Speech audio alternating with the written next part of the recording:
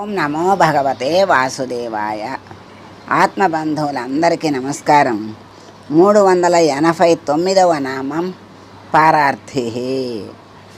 స్వామి మహోత్కృష్టమైన వైభవం కలిగిన స్వామి గనక స్వామిని పరార్థి అన్నారని శంకరాచార్యుల వారు చెప్పారు.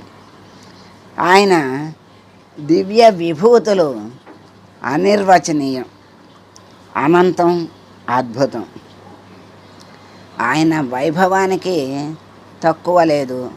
మరి ఎంత గొప్ప స్వామి అంటే మనం ఆదిశేషుడు 1000 నాలుకలు ఉన్న ఆదిశేషుడికే సాధ్యం కానంత, చెప్పటానికి సాధ్యం కానంత స్వామి గురించి మనం ఏమి చెప్పగలుగుతాం? మనకేం తెలుసు? అంతటి గొప్ప స్వామి కనుక ఆయన్ని పరార్థి అన్నారు. మరి ఆయన విభూతులన్నీ మనకి భగవద్గీతలో చక్కగా మనం తెలుసుకోలేమని భగవద్గీత రూపంలో మనకు అన్నీ కూడా ప్రత్యక్షంగా పరమాత్మ మనకి అందించాడు.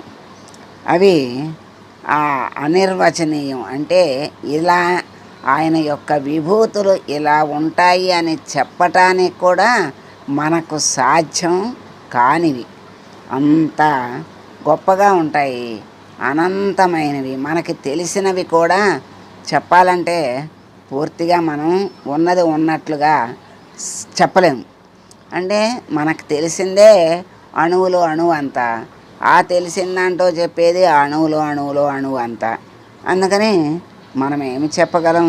చెప్పలేము. ఆయన వైభవం, ఆయన ఆయన యొక్క గొప్ప స్థితిని మనం ఎవ్వరము కూడా చెప్పలేము. అటువంటి వైభవం కలిగిన స్వామి గనక పరార్థి అన్నారు. ఆయన లీలలు అనంతమైనవి, అద్భుతమైనవి. అయ్యో ఆయన లీలలు మనకేం తెలుసు అని అనుకుంటాం. కానీ ప్రతి వాణి జీవితంలో అనేక లీలలు ఆయన చూపిస్తూనే ఉంటాడు. కాకపోతే అది భగవంతుని లీలగా మనం గ్రహించలేకపోవటం వల్ల తెలుసుకోకపోవటం. ప్రతి జీవితంలోనూ అనేక లీలల్ని పరమాత్మ చూపిస్తూనే ఉంటాడు. అది లీల అని తెలియక కొన్ని మన యొక్క ప్రభావము, మన యొక్క శక్తి, మన దీంతోనే, మన గొప్పతనంతోనే జరిగినాయి అని అనుకుంటూ ఉంటాం. అది గొప్ప అజ్ఞానం. అది ఆ లీలల్ని లీలగా తెలుసుకోగలిగితే అది గొప్ప జ్ఞానం, గొప్ప ఆనందం కూడా కలుగుతుంది. అటువంటి గొప్ప ఆనందాన్ని ఇచ్చేటువంటి స్వామి పరార్థి. ఆయన యొక్క విభూతుల్ని మనం, ఆయన గొప్పతనాన్ని, ఆయన చేసినటువంటి పనుల్ని మనం తెలుసుకుంటూ ఉంటే ఎంత ఆనందం కలుగుతుంది. ఆయన అంత దయామయుడు. పరమాత్మ భక్తుల యందు ఎంత దయ కలిగి ఉంటాడు అనే విషయం మనకి ఆ పరమానందాన్ని కలుగజేస్తుంది. మనము కూడా అంతటి దయను పొందాలి అంటే అంతటి భక్తులము అవ్వాలి. ఆయనకి ప్రీతి కలిగించేటువంటి రీతిగా మనం నడుచుకుంటే చాలు, ఆయన చక్కగా అనుగ్రహిస్తాడు. ఉత్కృష్టమైనటువంటి కళ్యాణ గుణ సమృద్ధి గల స్వామి పరార్థి అని పరాశరులు భావించారు. ఆయన గుణాలు ఎంతో గొప్ప గుణాలు, గొప్ప విభూతులు, గొప్ప మహిమలు, గొప్ప లీలలు అవన్నీ కూడా సమృద్ధిగా ఉన్నాయి కనుక ఆయన్ని పరార్థి అన్నారని పరాశరులు భావించారు. ఇప్పుడు రాముడి సకల గుణాభిరాముడు అంటారు. ఉండవలసిన చక్కని గుణాలన్నీ ఆయనకి ఉన్నాయి. ఆయన ఎవరు? పరమాత్మే దిగి వచ్చి మనకి ఇన్ని గుణాలు, ఇలా ఉండాలి, ఇలా నడుచుకోవాలి, ఇలా ధర్మంగా ఉండాలి, అన్నీ బాగున్నప్పుడు ధర్మంగా నేను నడిచాను అంటే కాదు. అస్తవ్యస్తంగా జీవితం ఉన్నప్పుడు, మరి కష్టాల కడలిలో సుడిగుండంలో పడి కొట్టుకునేటప్పుడు కూడా ధర్మాన్ని వదలకుండా ఎవరైతే ఉంటారో వాళ్ళే అసలైన ధర్మస్వరూపులు. మరి పరమాత్మ రామయ్య రూపంలో మానవుడిగా, అంటే అందరూ దేవుడు మహిమలు ఉంటాయి కనుక ఆ మహిమలతో ఏదైనా చెయ్యగలడు, మానవులకి సాధ్యమవుతుందా అని మానవుడు అనుకుంటాడని ఎప్పుడూ అనుకుంటూనే ఉంటారు. అందుకే మానవుడిగా దిగివచ్చి మానవుడిగా కష్టాలు అనుభవించి ఆ కష్టాల్లో కూడా ఎలా నడవాలో, ఎలా ధర్మాన్ని ఆచరించాలో పరమాత్మ ఏ మహిమను చూపించకుండా, ఏ విభూతి చూపించకుండా సామాన్య మానవుడిలాగా ఆయన జీవితాన్ని నడిపి ఆ కష్ట నష్టాల్లో కూడా ధర్మస్వరూపంతో ఎలా నడిచాడో, ధర్మబద్ధమైన జీవితాన్ని ఎలా గడిపాడో మనకి కళ్ళకు కట్టినట్లుగా రామాయణం తెలుపుతుంది. రామాయణం అంటే ప్రతిదానికి ఒక అర్థం ఉంటుంది. రామాయణం అంటే ఆయనం అంటే నడక, ఆయనం అంటే రాముని యొక్క నడకే రామాయణం అంటారు. అంటే రాముడు ఎలా నడిచాడు, ఏ పరిస్థితిలో ఎలా నడిచాడు, స్నేహితుడిలో ఎలా ఉన్నాడు, స్నేహాన్ని ఎలా మరి గౌరవించాడు, శత్రువుని కూడా ఎలా ఆదరించాడు, భార్యని ఎలా చూశాడు, మరి తమ్ముళ్ళని ఎలా చూశాడు, తల్లిదండ్రుల మాటని ఎలా నిలబెట్టాడు, అలా ప్రజల మాటని ఎలా నిలబెట్టాడు. మరి ప్రజలకు కూడా ప్రజలకి నేను అధిపతిని, నా మాట ప్రజలు వినాలి అని ఎప్పుడూ అనుకోలేదు. ప్రజల మాటని, వాళ్ళ యొక్క మనస్సుని గ్రహించి తను నడుచుకున్నాడు. తాను నష్టపోయినా ప్రజల ఇష్టంగా ఉండాలి, ప్రజలకి మరి కష్టం లేకుండా ఉండాలి అని పరమాత్మ రాముడి రూపంలో వచ్చి మనకి ఎలా నడుచుకోవాలో చూపించాడు. అది అనంతమైన ఆ ఉత్కృష్టమైన కళ్యాణ గుణ సమృద్ధిని రామావతారంలో మనకి చక్కగా అందించాడు కనుక ఆయన్ని పరార్థి అన్నారని పరాశరులు భావించారు. ఇతరులకు అభివృద్ధిని ప్రసాదించే స్వామి గనక పరార్థి అని సత్యసంధుల వారి భావన. ఇతరులకు అభివృద్ధిని అంటే ఆయన్ని ఆశ్రయించిన ప్రతి వాళ్లకు అభివృద్ధిని ప్రసాదించే స్వామి గనక ఆయన మరి ఆ కృష్ణావతారంలో ఆ పాండవుల యొక్క అభివృద్ధిని ఎలా కోరుకున్నాడో, ఎలా అండగా ఉండి వాళ్ళ కష్టాల్లో పక్కనున్నాడు, మరి విజయానికి కారణమయ్యాడు.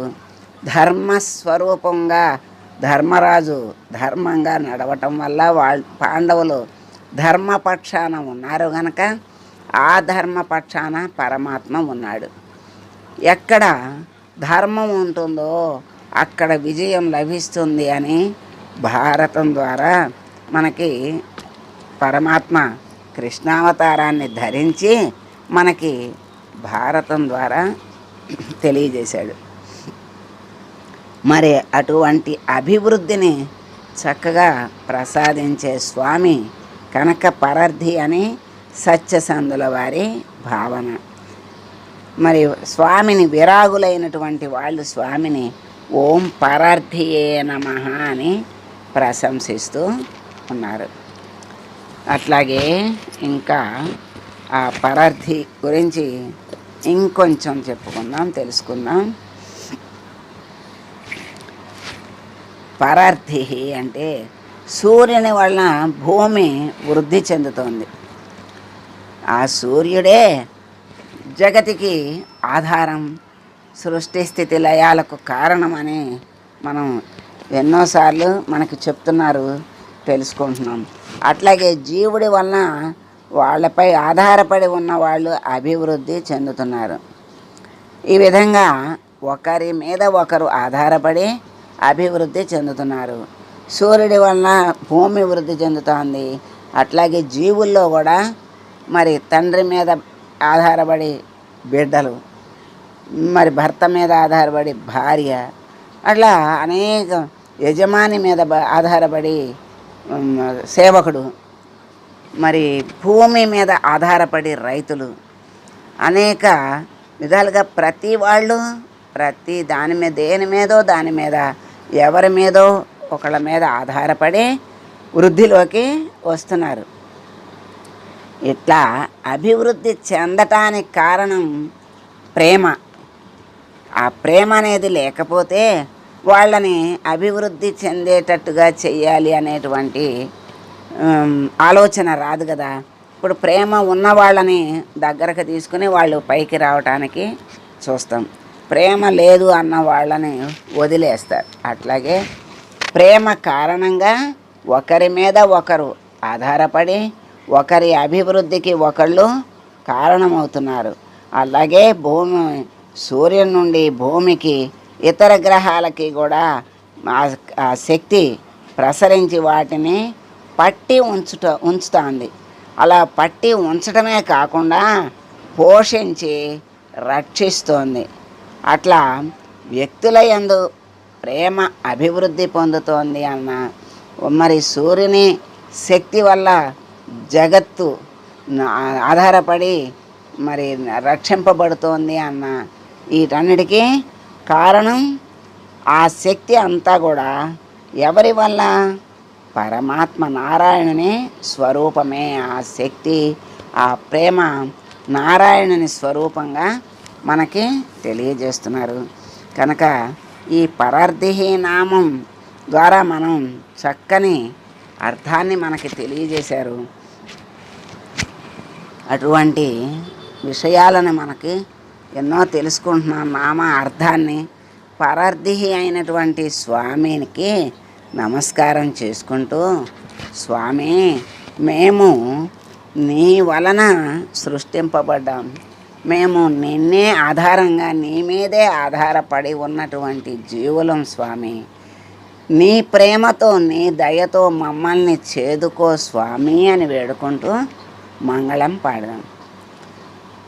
సర్వమంగళ మాంగళ్యే శివే సర్వార్థ సాధికే శరణ్యే త్రయంబకే దేవి నారాయణే నమోస్తుతే. మంగళం కౌసలేంద్రాయ మహనీయ గుణాత్మనే సర్వలోక శరణ్యాయ సాధురూపాయ మంగళం. ఓం